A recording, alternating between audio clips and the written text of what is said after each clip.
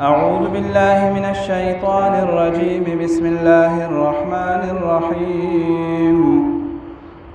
وإذ قلتم يا موسى لن نصبر على طعام واحد فادع لنا ربك يخرج لنا مما تنبت الأرض من بقلها وقثائها وفومها وعدسها وبصلها قال أتستبدلون الذي هو أدنى بالذي هو خير اهبطوا مصرا فإن لكم ما سألتم وضربت عليهم الذلة والمسكنة وباءوا بغضب من الله ذلك بأنهم كانوا يكفرون بآيات الله ويقتلون النبيين بغير الحق ذلك بما عصوا وكانوا يعتدون. صدق الله العظيم.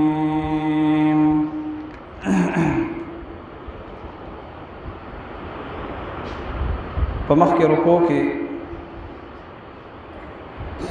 الله تعالی په بنی اسرائیل باندې چې کوم انعامات او کوم احسانات کړو دا غي تذکرہ هغه بیان کړه. اوس په دې رکوع کې الله تعالی د بنی اسرائیل ظاهری شرارتونه او دا غي د انبیاء کرام سره چې کوم ضد او عناد او دا غي خباستونه الله تعالی په دې رکوع کې بیانوي او د دې بیان مقصد هم دا دی چې د داسې قسمه حرکات او سکنات موږ تاسو ځان محفوظ وساتو. یعنی چې انسان الله سره تعلق جوړي او د په دنیا کې داسې قسمه عمل اختیار کی چې داغي په وجه باندې د الله تعالی مقربینو کې راشي او د الله تعالی قرب حاصل شي نو د بازي سيزونه نزان ساتي کم سيزونه چې د او د الله په منځ کې حائل او رکاوټ جوړيږي. نو د يهودو د نصاراو دا ناکاره حرکتونه چې غیب کوم خپل پیغمبرانو سره کړو الله تعالی موږ تاسو ته په دې وجه بیانوي چې تاسو د داسې قسمه حرکات او سکنات او نزان بچ وساتئ اسنه چې تاسو او د الله په منځ کې یو آړ پیدا نشي. تاسو دا ژوند او دا عمل چې ته الله تعالی نه د لریوالي سبب او ذریعہ نه ګرځي. ځکه په دنیا کې خو الله تعالی چې موږ پیدا کړیو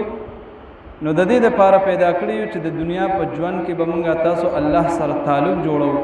په دې ژوند باندې به د آخرت هغه ژوند ګټو او هغه به ځان له خسته کو. نو په هغې کې چې انسان ته آړ جوړیږي نو هغه نفسي خواهشات دي او دغه یهود دا خواهش پرست خلکو د نفسیاتو او نفسي خواهشاتو پس روانو نو د دې د وجنا د الله تعالی نه لری پاتې شو. په دنیا کې هم د ذلت او د رسوایی سبب او ذریعہ د دې د عمل وګرځید او په آخرت کې هم د الله تعالی د غضب او د عذاب سبب د دې د عمل هغه ګرځي. نو په دې آیات کې هم د دې بعضی خباستونه هغه بیانېږي او دا غي د شرارتونو یو انداز دی داسې انداز چې انسان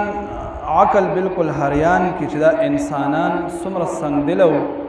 دا انسانانو او دا حیوانانو حیوان هم داسې خپل مالک سره او خپل آقا سره داسې نه کوي هغه د خپل مالک تابع وي او بنی اسرائیل نه د خپل رب تابع او نه د خپل پیغمبر تابع او داسې حرکات او سکنات په کول چې هغه به د الله تعالی د غضب سبب جوړېده او د پیغمبر زړه به پې مات شو. والله تعالی فرمایي چې تاسو داسې قسمه حرکات او سکنات نه ځان محفوظ وساتئ. او خلاصه د آیات دا ده چې په بني اسرائیلو باندې د الله تعالی نعمتونه بسیارو، احسانات به بسیارو. تاسو واورېدل دا بعضې احسانات او نعمتونه الله تعالی دې ځای ذکر کړل، ټول نه دي ذکر کړي. په هر موقع باندې برای راست الله تعالی د دې امداد هم کړی دی او په دې باندې انعامات او احسانات هم کړی دي. خو چې څومره به په د الله تعالی نعمتونه زیاتېدل نو دومره به د دې سرکشي هغه زیاتېده. په کار دا و چې دی د الله شکر ادا کړی وی، نو د شکر ادا کولو په ځای باندې د دې سرکشي هغه نور هم زیاتېده. نو دی په میدان تیه کې چې کله دی د خزانه غیب نه دی ته دا خوراک ملاوېده، من او سلوا او ښکلې خوږې اوبه به ورته ملاوېدې. نو دی رال یو پیر موسی علیه السلام ته وایي چې او موسی علیه السلام ته د الله نه سوال وکړه چې موږ ته داسې څیزونه راکړي چې هغه ځمکه زرغونی، یعنې ساګ، غنم، جوار، دال، بادرنګ، ترې وغیره، ترکاری، دا څیزونه موږ له پکار دي. موږ ته خو د یو قسمه خوراک چې کوم نه وړو او موږ په یو قسمه خوراک باندې هرګز صبر نه کوو. موسی علیه السلام دی ډېر پوه کړل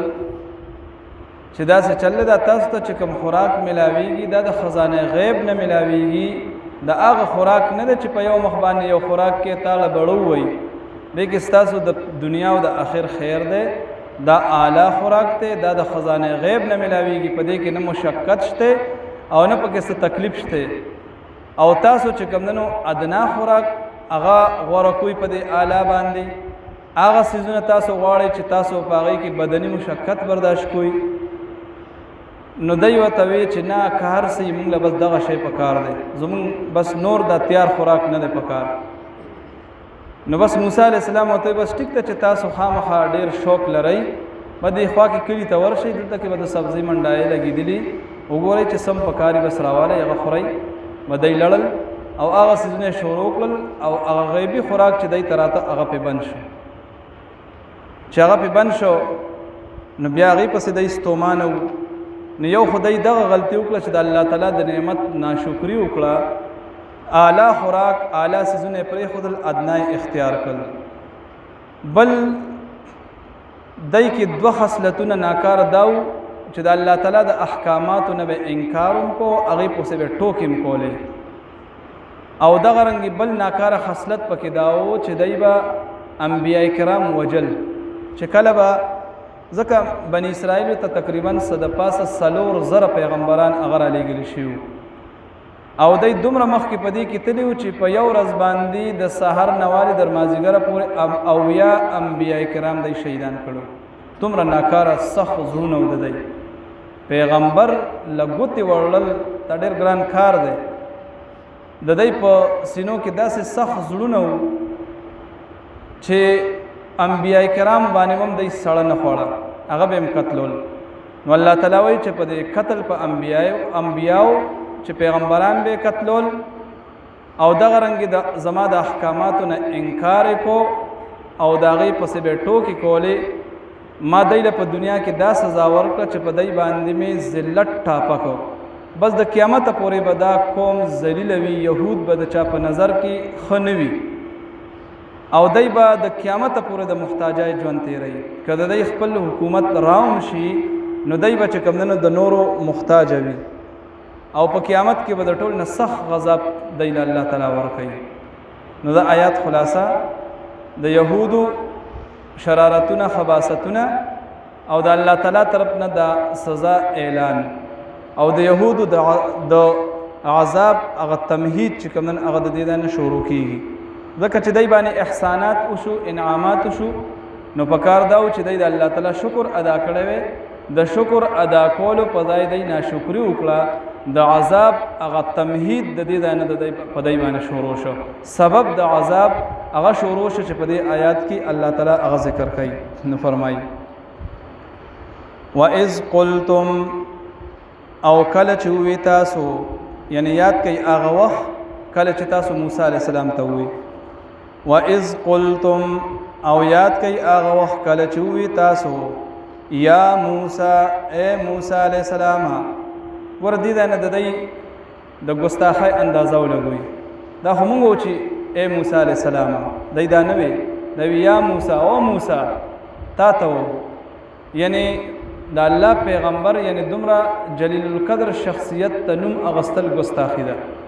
دا نه وي چې یا رسول الله یا نبی الله یا کلیم الله یا کلیم الله او د الله کلیمه او د الله رسول او د الله نبی دا نه وي او موسی تا ته و ته به داسې چلو کې چې د خپل رب نه دایم نه وي چې ادعو لنا ربنا دا نه وي ادعو لنا ربک ته به د خپل رب نه سوالو کې یعنی دی په دې باندې امت ځان بد ښکارېده چې الله تعالی ته خپل رب و څومره لوی ګستاخي ده یو خو د پیغمبر په شان کې ګستاخي چې پیغمبر ته نوم اخلي او نوم ورته په کوم انداز سره اخلي لکه چې دې کې یو نوجوان الک راپاسي یو مشر معزز سپینګیري ته وایي چې په نوم ورته وایي چوپلانیا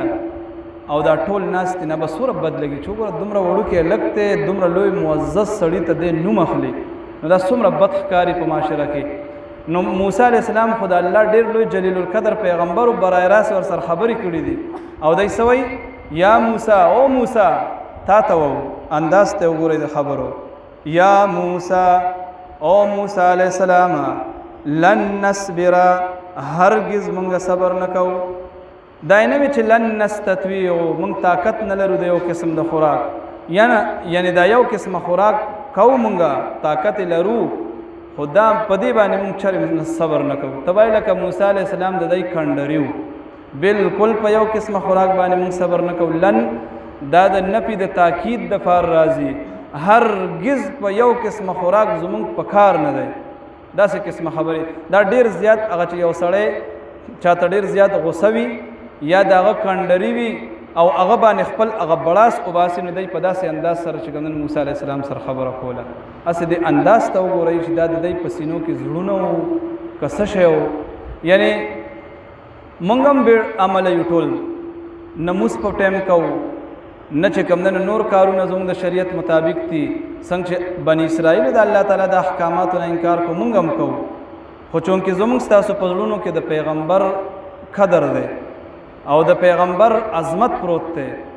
زموږ ستاسو په زړونو کې د پیغمبر د ګستاخۍ تصور هم نشته بس زموږ ستاسو کامیابی په دقه ده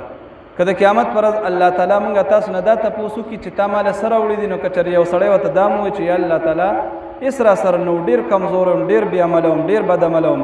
خو ستا د محبوب هغه مینه مې په زړه کې وه هغه باندې سر قربانولو ته تیار وم لکه حضرات صحابه د دې مثال پیش کړو کېدای شي الله موږ تاسو په دې باندې وبخي او هغه چې کمدنو پیغمبر ته به نوم اغسته او داسې انداز سره به پیغمبر را بلو لکه ته وایې چې دا پیغمبر د دی کندریو داسې انداز سره لکه د انداز ته چې سړی وګوري چې سړی په ګریمر پوهېږي نو سړی په لجړا ورشي چې دا انسانانو که حیوانانو دا خو د حیواناتو نه هم لاندې خلکو چې دی داسې انداز سره ګستاخي کوله نو زموږ ستاسو الحمدلله په زړونو کې د رسول الله مبارک سوره مینه ده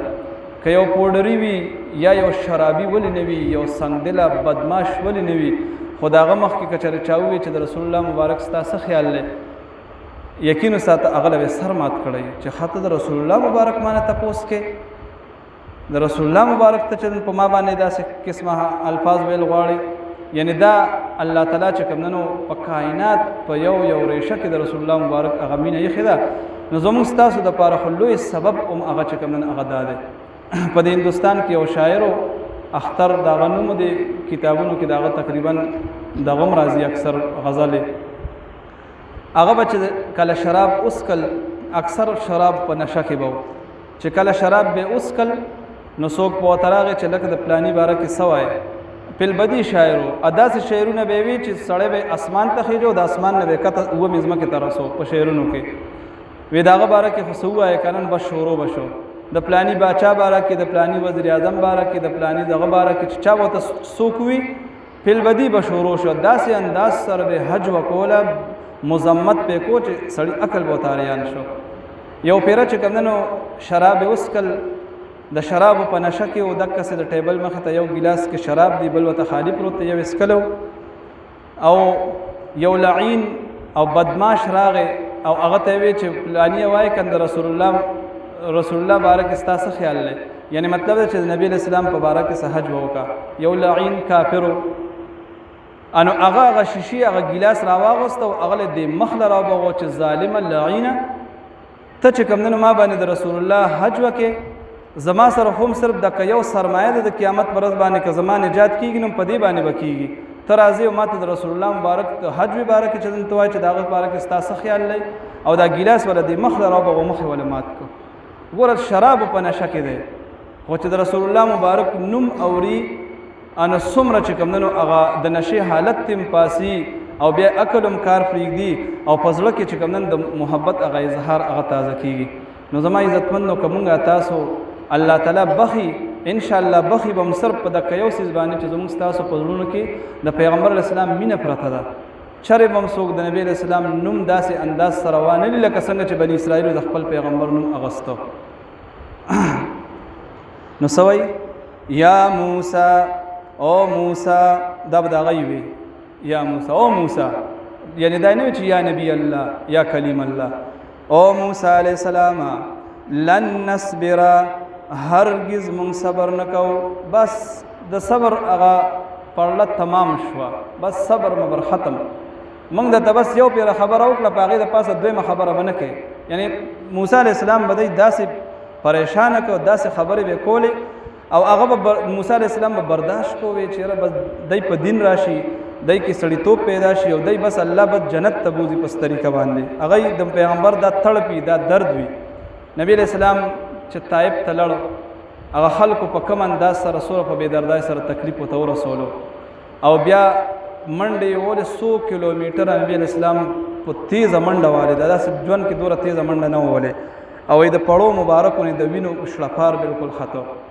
او چې کله دا سراغه هغه غر په ډیرای باندې ډډول غول فرشتي را لې وی رسول الله تاسو حکم کوي اجازه کوي دا غرونو پر راجو کو چکنیا به کو وینا وی دای نه پويږي وی کې دې شي د دای په اولاد کې خدای پاک داسې خلق پیدا کی چې غي په ما ایمان راړي دای ز پیجندل نیم خیر ده سوره برداشت د خپل امت د پاره دا د هر پیغمبر چې کوم دا سوچ او فکر وي د خپل امت د پاره برداشت کوي نو دای سوي لن نصبر هرگز مونږ صبر نکو علی طعام واحد په یو قسم خوراک باندې یو قسم خوراک خو بس ته مونږ لړو کنه بالکل په دی باندې مونږ صبر نکو اوس ته باید د دې په الله باندې زور د چې خامخا به مونږ نور سيزونه راکړي فدع لنا او غواړه زمونږ د پاره ربک د رب خپل نصر له ګستاخی دی کوي مخکې ګستاخی وکړه چې د موسی علی السلام برای راست ټارګټ کو او موسی علی السلام ته نو مخلی او نو متم داسې انداز سره علی لکه څنګه چې یو مشر کشر ته نو مخلی هغه مرتبه او مقام د موسی علی السلام نو پیجندل ک پیجندل او خود ضد او د عینات په بنیاد باندې اړمو دانه چې یو سړی به پیغمبر نه پیژني ولی موږ تاسو د رسول الله مبارک نه پیژنو زموږ تاسو په لونو کې سوره فطری الله مینه خدا دکه سه هر قوم خپل پیغمبر پیژني خود ضد او د عینات په بنیاد باندې اوس دې دا کې دعوت نه وای چې ادعو لنا ربنا چې سوالو کا زمونږ د پاره زمونږ ربنا نه سوالو کا زمونږ د پاره د خپل ربنا یعنی دام نو چې پدیم شرمېږي چې زمونږ ربنا د خپل ربنا یعنی پدی باندې تزان شرمېږي چې موږ د الله تعالی بندګان الله زمونږ رب دی ادعو لنا فدعو لنا او غواړه زمونږ د پاره ربک د خپل ربنا یخرج لنا چې را زرغون کی زمونږ د پاره یا چې پیدا کی یخرج لنا چې پیدا کی زمونږ د پاره مما تنبت الارض د اغه سيزونه چې را زرغونی ازمکا من بقلها د ساق داغینا وقصائها د بادرنګ داغینا وفومها او د غنم داغینا وعدسها او د مسور د دال داغینا وبصلها او د پیاز داغینا موږ له خدا سيزونه پکار دي چې موږ دغه سيزونه موږ ته ملاويږي موږ له خدای یو قسم خوراک چې نړو موسی عليه السلام دای په وکول چې خدای بنیانو تاسو چې کومنو اعلی سیز پرېږدی او د ادنا طلب کوي د ادنا سوال کوي قال نو موسی عليه السلام اتستبدلون آیا تاسو اخلی بالذی اغسیز یا اتستبدلون آیا تاسو غوره کوئ بالذی اغسیز هو ادنا چې هغه ادنا دی هغه حقیر دی هغه سپک دی بالذی په مقابله د هغه څیز کې هو خیر چې هغه غوره دی ځکه چې کم څیز کې د مخلوق مهنت لره دخل وي انو هغې ته الله تعالی ادنا وي او امام لاهوري رحمت الله علیه وایي چې د کم څیز په ګټلو کې په پیدا کولو کې د انسان لره دخل وي نو دې ته الله تعالی ادنا وي او دا به مخلوط بالظلم وي دې کې به خامخا ظلم شامل وي یو انسان به کوشش کوي د خپل څیز د زیاتولو دپاره بل سره به دوکه کوي فراډ به کوي زیاتې به کوي دا به لازمي وي چې کم څیز په پیدا کولو کې انسان لره دخل دی ضروري نه چې خامخا په هغه یو څیز باندې دوه درې ځایه خرڅ شي نو ټول د ظلم وکړي لکه فیکټرۍ نه یو شی راوځي نو فیکټرۍ له چې چا مټیریل راوړی کیدای شي هغه ظلم کړی فیکټرۍ والے کیدای شي ظلم وکړي کیدای شي دکاندار وکړي خامخا مخلوط بالظلم دی امام لاهوري رحمت الله علیه دا فرمایي نو تاسو هغه شی اخلئ چې بیا وروسته د ظلم سبب ګرځئ او بهتر څیز چې کوم نو هغه پرېږدئ نو چې دی نه منل نو موسی علیه السلام ته زه بس ورشئ دغه ځای کې دې کلي ته بس منډایه ته ورشئ چې سم خوښئ بس هغه واخلئ دا غیب دا خوراک دا به نه ختم شي اهبطو کوشئ تاسو مصرا یو ښار ته فإن لکم ما سألتم دې ده کې اهبطو ورته ځکه ووي چې انسان د بلندۍ نه کته راځي دې ته هبوط وایي او چې کله د کته نه بر ځي دې ته صعود وایي تاسو ادنا خوراک غواړئ اعلی پرېږدئ د خپل اعلی مقام نه راکوزیږئ ادنا مقام ته نو زه چې کوزیږئ نو کوز شئ نو اهبطو کوز شئ تاسو